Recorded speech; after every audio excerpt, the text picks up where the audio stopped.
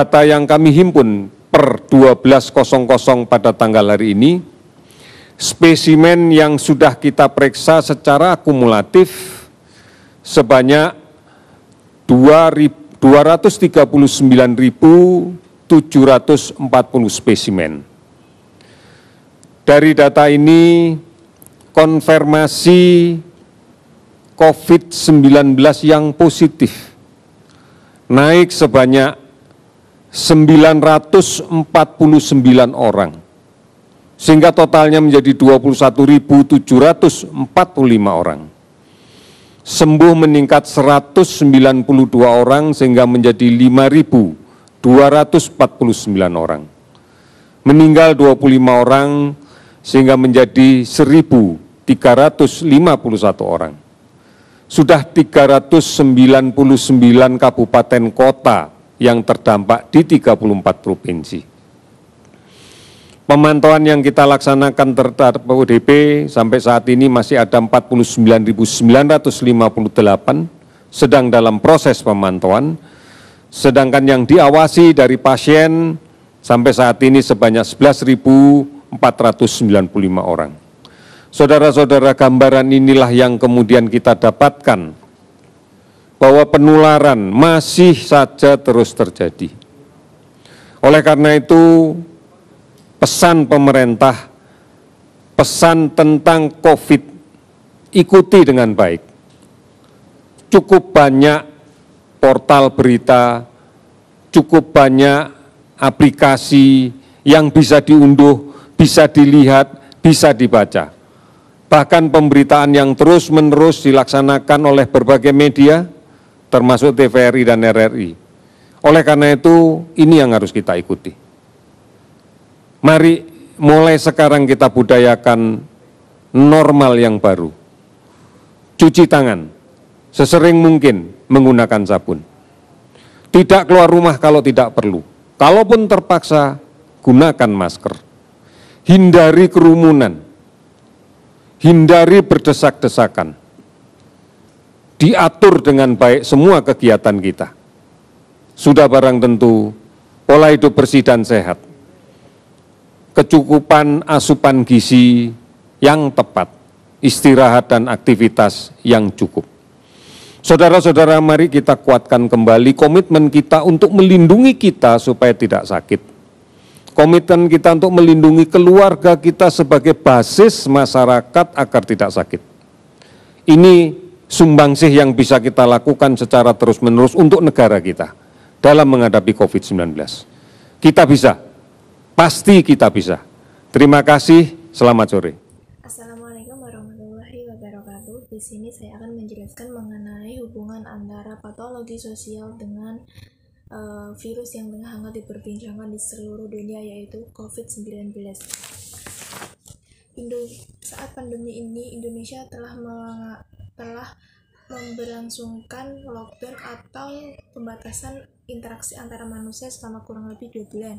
2 bulan lamanya. Berbagai usaha pemerintah untuk mencegah penyebaran virus corona ini, diantaranya dengan melakukan PSBB, social distancing, physical distancing, lockdown, terus sekolah-sekolah dan kerja kita di rumah, diliburkan, ditiadakan. Lalu apa yang terjadi? Indonesia sendiri tengah viral dengan kata-kata Indonesia terserah. Ada apa dengan Indonesia terserah? Indonesia terserah merupakan ungkapan dari semua tenaga medis di Indonesia karena merasa dia lelah, penat, hingga rasa kecewa terhadap masyarakat dan pemerintah karena tidak mematuhi protokol yang telah dianjurkan untuk di rumah saja.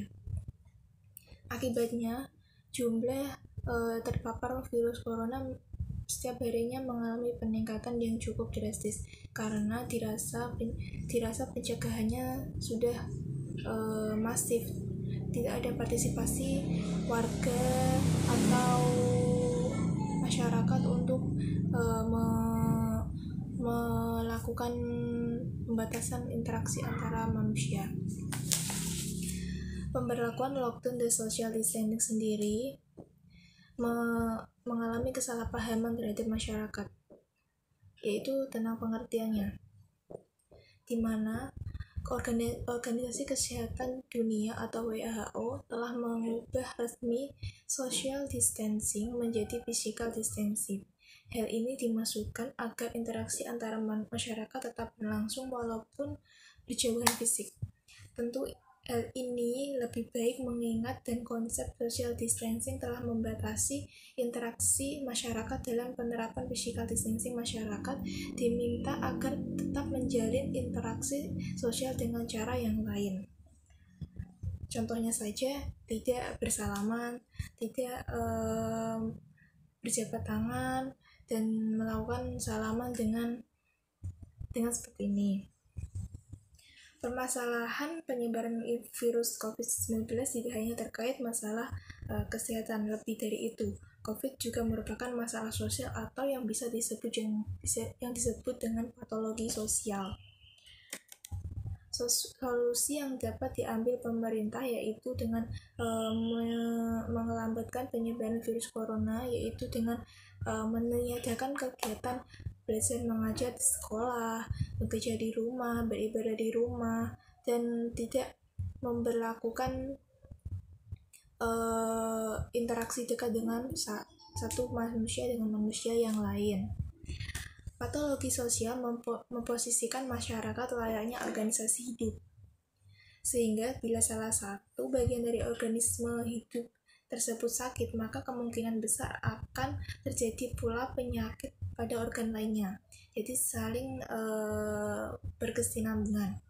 Berangkat dari perspektif tersebut, dengan adanya penyebaran virus COVID-19 ini mengakibatkan banyak struktur sosial yang berkurang, bahkan hilang fungsinya atau alih fungsi, seperti bekerja di rumah, sekolah di rumah, sekolah mulai online, serba online, misalnya kegiatan sekolah perguruan, terus SD, SMP, SMA itu di rumah semua.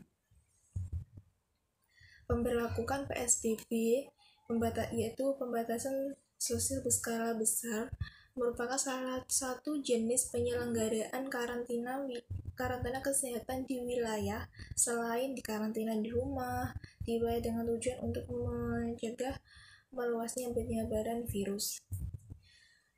Tetapi pada kenyataannya warga Indonesia termasuk itu susah untuk diatur, atau mereka hanya menyepelekan anjuran atau protokol dari pemerintah. Misalnya saja seperti Lebaran saat ini, mereka berbondong-bondong ke mall untuk belanja di tengah pandemi.